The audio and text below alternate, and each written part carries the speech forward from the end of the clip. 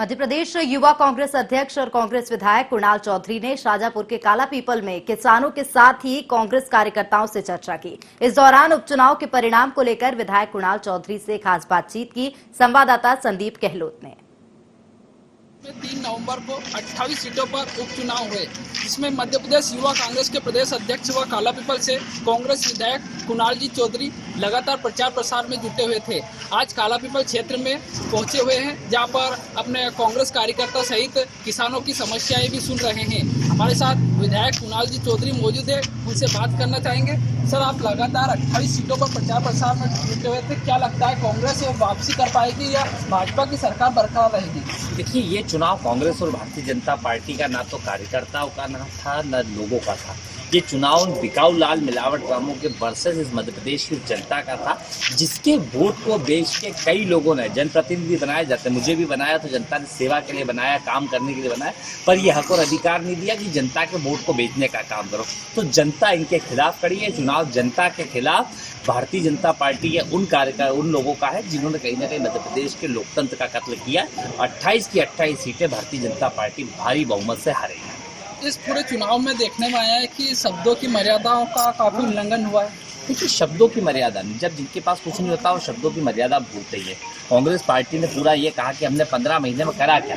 हमने किसान का कर्जा माफ करा, बेटियों के शादी के पैसे बढ़ाए, गरीब की पेंशन बढ़ाई, हम लोगों ने माफिया के खिलाफ अभियान चलाया, शुद्ध का युद्ध चलाया, यूरिया अच्छा दी, फसलों के दाम अच्छे दिए और बेहतर भविष्य के निर्माण के लिए मध्य प्रदेश की परिकल्पना की। और हम टोटल आगे क्या करेंगे, कमलनाथ जी की हर सभा में आप देखेंगे कि हम आगे आएंगे तो 2 लाख तक का जो कर्जा बचा उसको माफ करेंगे, जो पेंशन वापस 600 थी उसको 600 रुपये देंगे, उसको 800 करके 1000 तक करने का काम करेंगे। आगे आएंगे तो MSP के लिए कानून बनाएंगे। हमने अपनी इस रणनीति पर काम करा, पर भारतीय जनता पार्टी सिर्फ झूठ बोलो, जोर से बोलो, अमर्यादित शब्दों को बोलो और इधर उधर की बात करो और 15 महीने का हिसाब मांगो। हमने चुनौती दी कि आप 15 साल का हिसाब दो। आप 15 साल सत्ता और सरकार में थे, 6 महीने सत्ता और सरकार में थे। हमने तो 15 महीने की सरकार चलाई, उसमें हमने जो करा वो करा।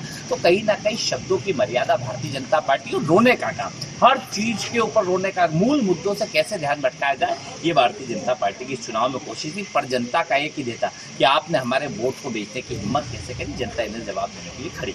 इस पूरे चुनाव में देखने में आया कि भाजपा नेता ज्योतिरादित्य सिंधिया कई विधानसभा में 5 से 6 बार प्रचार में के लिए पहुंचे थे, तो क्या कारण है कि भाजपा को भी इतनी काफी मशक्कत करनी पड़ी? देखिए, ये जब जनता को चुनौती देते हैं, लोकतंत्र में जनता सर्वोपरि होती है और इन्होंने जो गलती कर दी जनता को चुनौती की देने की, तो एक जगह जनता ने इन्हें घुटने पर बिठा दिया।